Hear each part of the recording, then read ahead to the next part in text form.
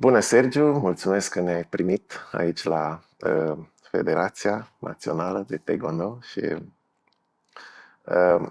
dacă vrei să ne spui ceva despre tine, despre familia ta și cum ai ajuns să practici sportul ăsta și apoi să conduci Federația de Taekwondo în Moldova, Republica Moldova.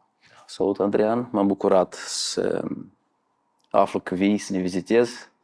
Nu știu dacă m-am bucurat pentru un interviu, că fiecare interviu te încordează, știi? Dar e ok, am glumit. Da, deci sunt Sergiu Balan, am 54 de ani deja. Cu artele marțiale am tangență deja din 85. E o perioadă deja lungă, mă sperie câteodată. Cu Taekwondo am activitate din 90. Deci până la 90 am practicat alte arte marțiale, cum ar fi karate. Dar din 90, după ce m-am întors de la serviciu militar, am început să practic Taekwondo. Tot timpul mi-a plăcut artele marțiale. De aceea, după armată, am hotărât să practic, să continui această activitate. În scurt timp, m-am cunoscut cu soția mea, Ludmila, cu care avem 4 copii, 2 fete, 2 băieți. Să zicem, despre creștinism nu mergea vorba atunci. Practicam și meditații și tot felul de teorii discutate în timpul antrenamentului. Dar după un an de zile, în grupa sau, să spunem, secția în care se desfășurau antrenamentele, am început să aud despre creștinism vorbind. Asta a fost o perioadă interesantă. Ion Cheptini, care este învățătorul meu și până acum, menținem relațiile, facem ceva activități împreună până acum. L-au acceptat pe Domnul. Cred că după un an de zile, din 90 în 91, el l-a acceptat pe Domnul și a început să vorbească despre Biblie. Ceea ce m-a interesat, un pic, să zicem, ca mai târziu să prind cumva un interes mai mare pentru a studia Biblia. Și în 93 am hotărât să-L accept pe Domnul Iisus în viața mea.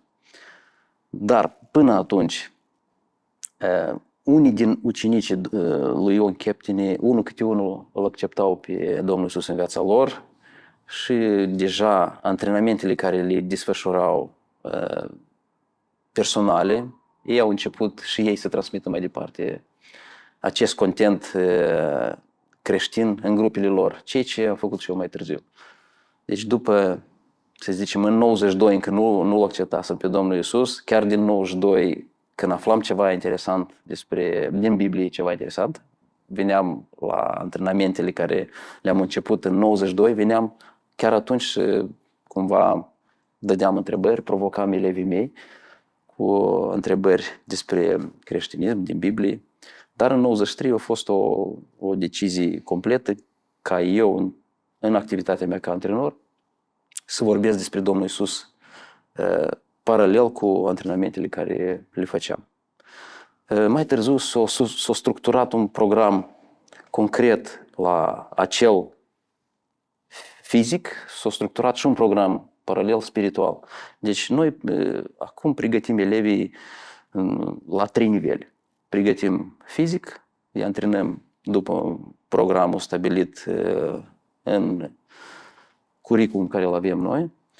Îi pregătim și intelectual, când îi învață tot felul de teorii, medicină, anatomie, tot ce ține de activitatea sportivă, dar și componentul spiritual am introdus.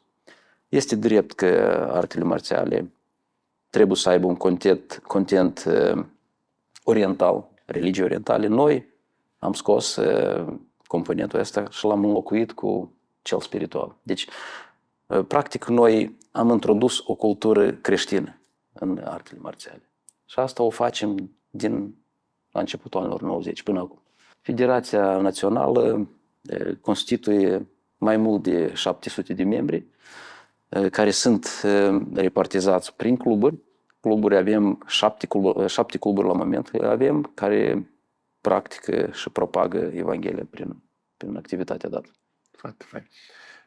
Poți să rezumi misiunea voastră sau o să-i spunem propoziția de valoare? Ce oferiți voi? Dacă cineva te întreabă ce faci tu sau ce faceți voi la federație, poți să rezumi, să spui într-o propoziție sau într-o frază? Sau... Da, eu aș formula în felul următor. Noi propagăm în lumea celor care le plac artele marțiale, luptele, propagăm pe Domnul Iisus. Cam așa. Sau facem cunoștință cu Domnul Iisus celor care vin să practice artele marțiale. Și poți să ne spui ceva despre cei care vin să practice artele marțiale? Cine sunt beneficiarii voștri, grupurile voastre de beneficiari? Cum ajungeți la ei și cine sunt? Copii, adulți? Am înțeles. Deci, inițial, când încă se dezvolta artele marțiale la noi în Moldova, în Chișinău, noi cumva reclamam asta prin străzi, cumva o reclamam prin demonstrații sportive. Acum ne bucurăm că am ajuns la o etapă când oamenii transmit de la unul la altul, transmit informația despre noi.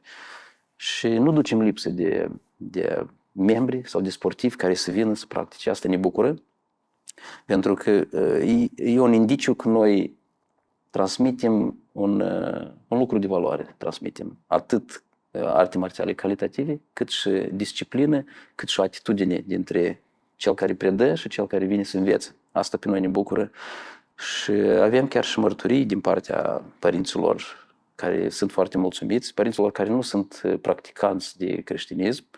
E bine, se socot creștini, dar nu sunt practicanți care ar fi cei care studiază regulat Biblia, da? Și avem mărturii bune care sunt foarte mulțumiți, văd schimbări în copiii lor. Contingentul la noi e larg, de la, să zicem, de la 4 ani până la adânci bătrânețe. Deci nu avem o limită de vârstă când putem accepta oameni care să vină să practice artele marțiale. În special, vreo 60-70% sunt copii. Este ceva natural în toată lumea, pentru că ei sunt cei care, să zic, cu motoraș în viață, care vor activitate dinamică în viață. Ei sunt beneficiarii direct a noștri, cei care vin să practice artele marțiale. Părinți, sunt cazuri când și părinți vin să practice împreună cu copiii lor. Este o chestie mai rară, dar sunt. Ei sunt cei care văd cum copiii practică, ei sunt cei care ajută copiii lor ca să se pregătească pe manualele care le avem noi. Și aș zice că și ei toți sunt beneficiari, pentru că cumva ei investesc în copiii lor și au un rezultat văzând în copiii lor schimbări pozitive. Asta cred că sunt beneficiarii direcției noastre. Ce poți să spui despre instructorii care lucrează sau cei care conduc cluburile? Da. Deci sunt 7 cluburi care au conducătorii lor și ei sunt de asemenea oameni schimbați, sunt creștini. Sunt, să zicem, o parte din ei care sunt chiar și păstori, au bisericile lor, au elevii lor care au devenit instructori, deci cumva sunt câteva generații după ei, după conducătorii de cluburi, sunt câteva generații care toți sunt în procesul ăsta de a preda altora. Avem diferite localități, sunt peste 25 de localități în care noi activăm și ne bucură pentru că nu suntem doar noi cei primii care am acceptat creștinismul în viața noastră, dar vedem generații care mereu cresc. Cum alegeți pe cei care vor continua lucrul ăsta? Adică cum alegeți ucenicii? Da, deci noi avem un program și asta foarte mult ne ajută. Un program să zicem, de trecerea la următoarea treaptă. La noi, în lumea artelor marțiale, ele se identifică prin centuri. Deci fiecare sportiv începe după o perioadă de antrenamente, să zicem, de aproximativ 2 luni, el dă la examen, susține examenul la prima centură. Este centura albă. Urmează celelalte culori, sunt 10 trepte până la centura neagră. Centura neagră se obține în mediu și iarăși în dependență de vârstă când începe sportivul. În mediu, între, să zicem, 4, 5, 6 ani, când el poate să ajungă la nivelul de centură neagră. Centura neagră e momentul când el poate să se implice autonom să-și aibă grupele lor personale. Până atunci, până la centura neagră, ei tot pot să se implice în procesul de predare. Sub să zicem, conducerea unui instructor cu grad de centură neagră. Dar noi ne stăruim până a deveni el centură neagră să fie cumva implicat în procesul de predare, când el învață să fie învățător. Și cred că programul ăsta cumva ajută el să crească până la un moment când el poate înțelege că el poate să transmită mai departe ceea ce o primit el cândva. Cumva procesul ăsta de ucenicizare foarte mult se combină cu ce a spus Domnul Iisus. Da? Mergeți și faceți ucenici. Cam același lucru la noi se întâmplă. Deci nu e ceva special, dar cumva s-a combinat. Deci antrenamentele de arte marțiale cumva foarte bine se combină cu ceea ce a spus Domnul Iisus. Și atunci asta pe noi ne ajută și să transmitem și Evanghelia. La câtea generație de uceniți a ajuns de când ați început? Sunt bunel. Bunel și străbunel, aș zice, da. Sunt mulți din ei care deja au elevi, care au elevii lor și transmit și au grupele lor. Da, foarte fain. Poți să ne descrii un pic programele pe care le desfășurați și cum arată asta? Cum le prezentați, cum le desfășurați? Da, deci când vine cineva să se ocupe, se registrează ca să devină membru, scrie o cerere, da, doresc să devină un membru, sunt niște condiții, o informare scurtă de ce va face el în timpul antrenamentelor, ce obligațiuni ar avea. Și acolo este scris că este program care trebuie să-l îndeplinească, trebuie să participe la diferite evenimente, competiții, seminarii, examene și cumva el este pregătit să intre într-un proces de învățare. Și la fiecare nivel, la fiecare centură, noi avem program. În program este descris tehnica care el trebuie să o învețe sau partea fizică care trebuie să o învețe, este inclusă partea teoretică, ce trebuie să știe el, de exemplu, istoria despre taekwondo sau cum este creat organismul uman, despre, eu știu, sistemele de organe care le are. Deci, cumva învață și teorii, dar este și componentul spiritual. La primele centuri, el trebuie să învețe trebuie să treacă 10 pilde din Evanghelie. Cum ar fi pilda bogatului nesocotit, cum ar fi pilda samariteanului, pilda fiului risipitor și tot așa, 10 pilde selectate din Evanghelie și inclus în program. Și el trebuie să le studieze într-o formă inductivă. Când el personal citește, personal caută răspunsuri la întrebări, completează ceva tabele și în felul dat noi cumva vrem să arătăm că nu influențăm direct persoana pentru ca să devină creștin, dar cumva îl ajutăm inductiv să vină la întrebarea dată și să primească plăcere el personal de la izvorul, să zicem, din Biblie. Îl facem contact direct cu Biblia. El studiază, se înseamnă cuvintele cheie, cam așa. Da, foarte frumos. Ce poți să ne spui despre partenerii voștri cheie, care sunt și cum vă ajută? Da, cred că părinții ar fi primii parteneri și cei mai, să zicem, direcți ai noștri și permanenți, pentru că ei achită serviciile noastre.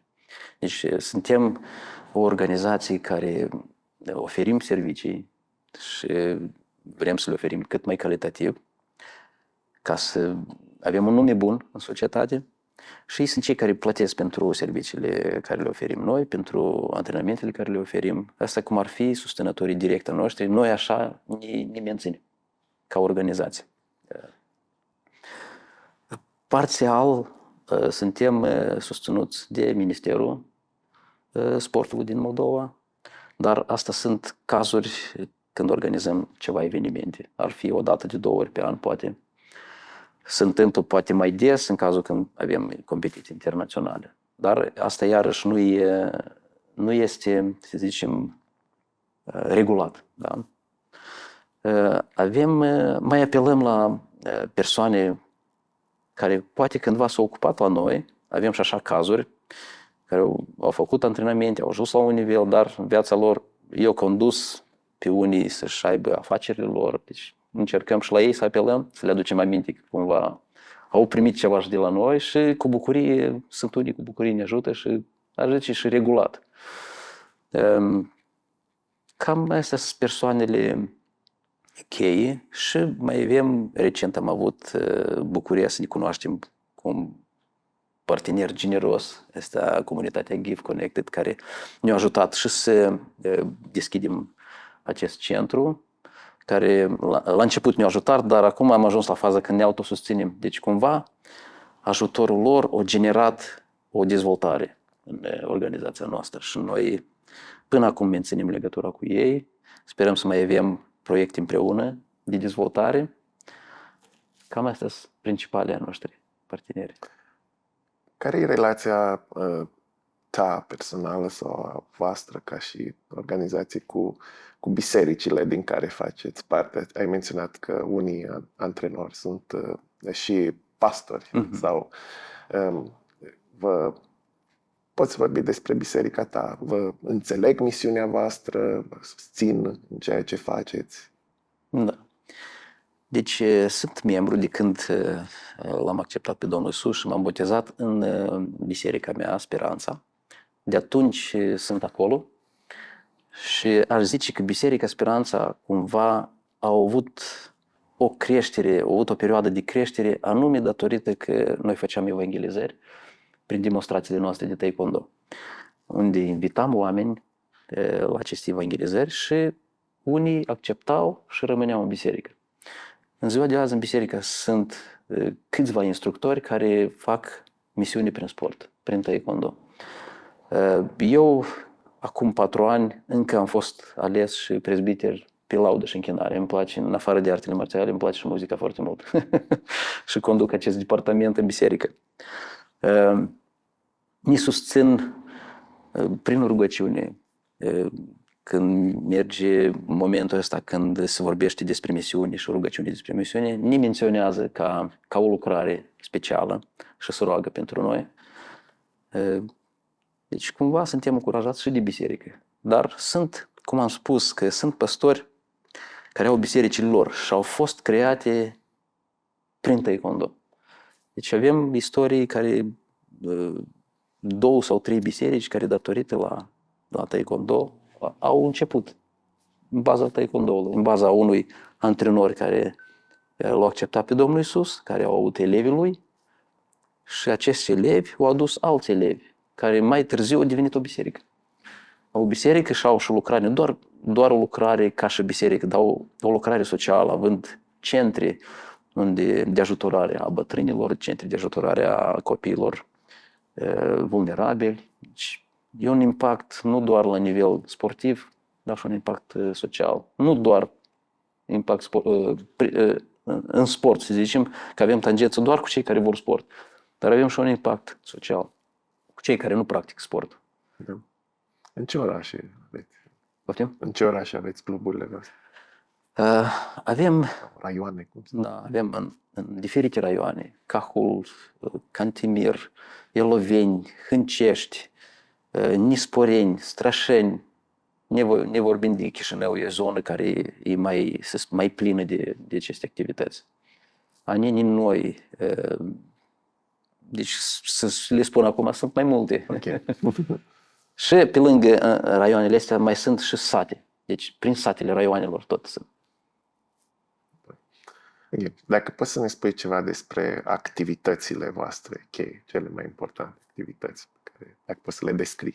Da. Activitățile cheie sunt antrenamentele regulare, care le desfășurăm noi de 2-3 ori pe săptămână. Deci cu fiecare grupă antrenorul se întâlnește de 2 ori, de 3 ori pe săptămână. Unele mai creează și antrenamente adăugătoare. Astea sunt activitățile principale. Alte activități sunt evenimentele când se desfășoară examene. Deci ridicarea gradului. Deci evenimente importante unde trebuie să demonstreze cunoștințele care le-au acumulat, cum am spus, cunoștințele fizice, teoretice și spirituale. Avem seminare, deci sunt evenimente speciale unde oferim o creștere mai boost pentru, în special pentru antrenori, arbitri, pentru ca ei să fie cât mai pregătiți pentru procesul ăsta de predare. Avem și competiții atât la nivel național, cât și internațional, participăm și la asta. Deci suntem sportivi activi la nivel național. Nu suntem doar o misiune, dar suntem, pe lângă că suntem sportivi, care suntem calificați, maestri în sport, maestri internaționali, antrenori emeriți avem în Republicii Moldova. Suntem ca și sportivi profesioniști, facem misiune. Și eu cred că e un moment cheie când tu poți fi profesionist și făcând misiuni. Cred că poți avea o priză mai mare, poți cuprinde un unghi mai mare în social. Aveți vreo întâlnire a antrenorilor sau vă întâlniți?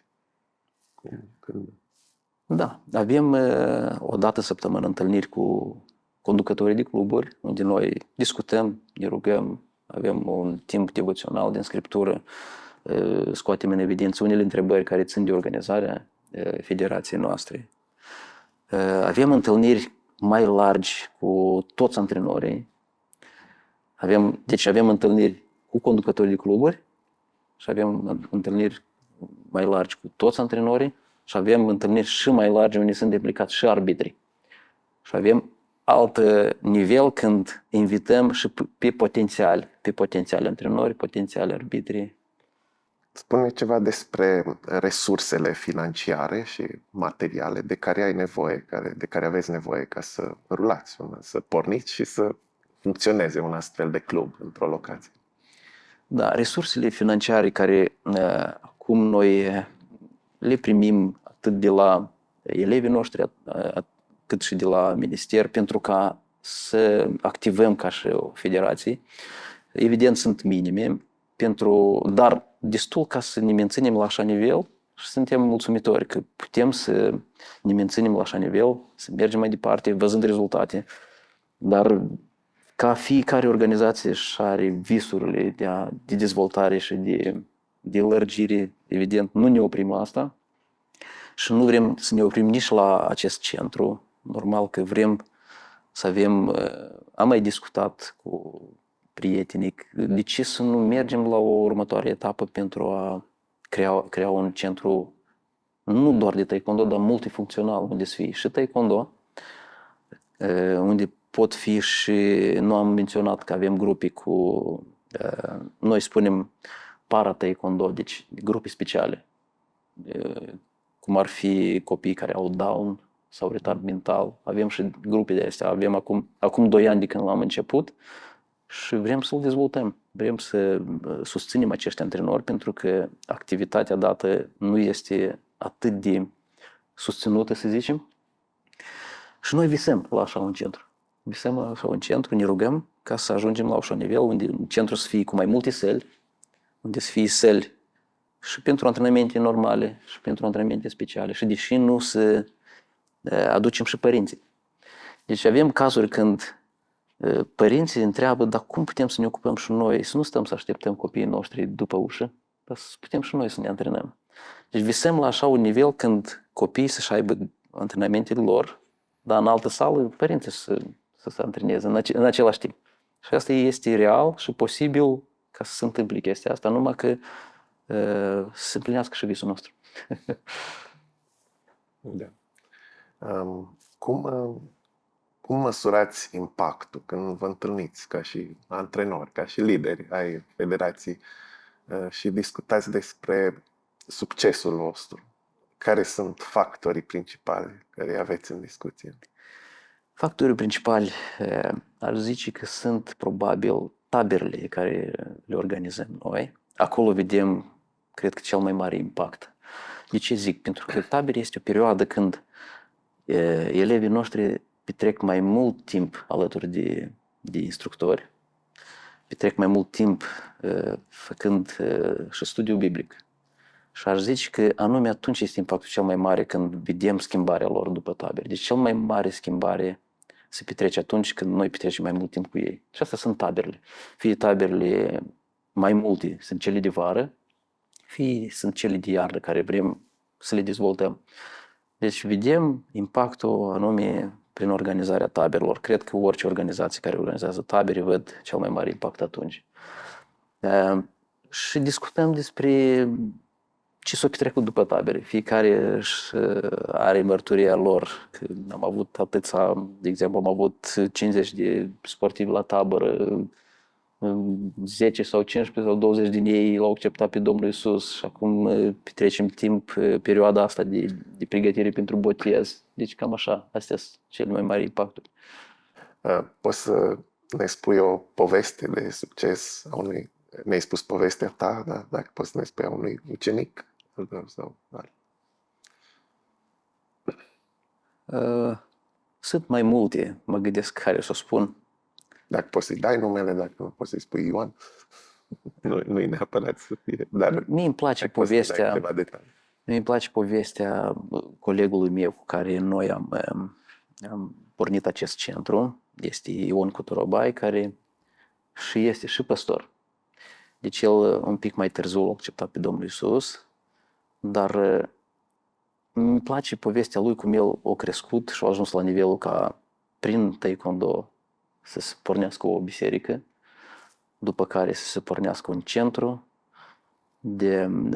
Deci nu este în Chișinău centru, este în suburbii și asta e fain, că nu doar în Chișinău este dezvoltarea, dar este chiar într-un sat unde este și biserică, este și centru unde vin copiii să aibă activități diferite, nu doar de taekwondo, ca și în același sat să se pornească și activitatea de ajutor social pentru cei bătrâni, pentru cei care au nevoie. Deci povestea lui e foarte interesantă și vezi cum elevii lui fac același lucru și merg prin sate și desfășoară activitatea. Deci asta e.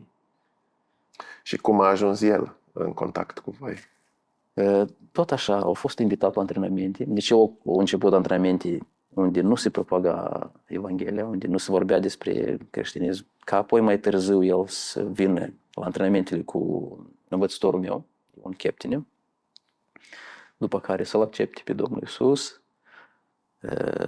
să primească botezul și imediat să înceapă activitatea asta de antrenor, propagând Evanghelia. Asta e povestea lui, să spunem așa, scurtă. Da. Știind până atunci ce pumușar a fost, da? Toți noi, majoritatea antrenorilor, nu s-au născut în familii creștine. Foarte frumos. Ultima întrebare. Cum vezi federația peste 5 ani, să spunem, sau care aveți o strategie de dezvoltare, de creștere? V-ați gândit la câteva obiective clare? Da, deci, cum am vorbit despre visul nostru, despre centru dat, cred că ar avea un impact foarte mare, nu doar ca și o organizație care propagă artele marțiale, dar cum am zis, visăm să avem un centru unde să vină copiii și din cei care nu vor face artele marțiale, dar vor face și alte lucruri, poate un fitness, poate alte activități, cum ar fi engleza, da? Deci, ca și exemplu, deci vedem așa un centru multifuncțional, unde să vină mai mulți copii, mai mulți tineri, unde să se regăsească. Și acolo să se întâlnească și cu Domnul Iisus. Asta e visul nostru. În asta vedem următoarea etapă, pentru că limitându-ne doar la artele marțiale, ăsta este nivelul care se menține de, să zicem, 10 de ani. Noi anul trecut am împlinit 30 de ani de activitate, de când facem activitatea și creștină în cadrul organizației noastre. Ne menținem, creștem, dar înțelegem că am avea un impact mai mare când vom face și alte activități. Și avem capacitate. Cum te ajută sau cum crezi că poate să te ajute programul Mission Connect în care ești implicat în perioada asta de 9 luni? Sau? M-am bucurat să fiu inclus în acest program pentru că simțim nevoia de a fi mai intelectual ce ține de organizarea sau creșterea unei organizații deja fiind atâția ani. Și eu sper și cred că participând la acest curs, la acest program, noi vom putea să ne apropiem de visul care îl avem. Și despre ce vorbesc? Eu vorbesc despre cumva să ne organizăm așa mai intelectual, să nu mergem doar așa intuitiv, hai să facem asta, hai să facem așa, dar să știm ce avem de făcut și cum să ajungem la rezultat. Deci eu cred că programul dat ne va ajuta. Mulțumesc mult pentru timpul care ți l-ai făcut să ne spui povestea ta. Cred că e, cel puțin pentru mine, de inspirație, o poveste faină să vezi cum voi puteți, cum uniți cele două, artele marțiale și Evanghelia și cum asta transformă vieți. Și Așa, mulțumesc și eu. abia aștept să vedem continuarea. Da, mulțumesc și eu pentru invitație, pentru program, pentru faptul că am putut acum să împărtășesc ceea ce facem noi. Mulțumim.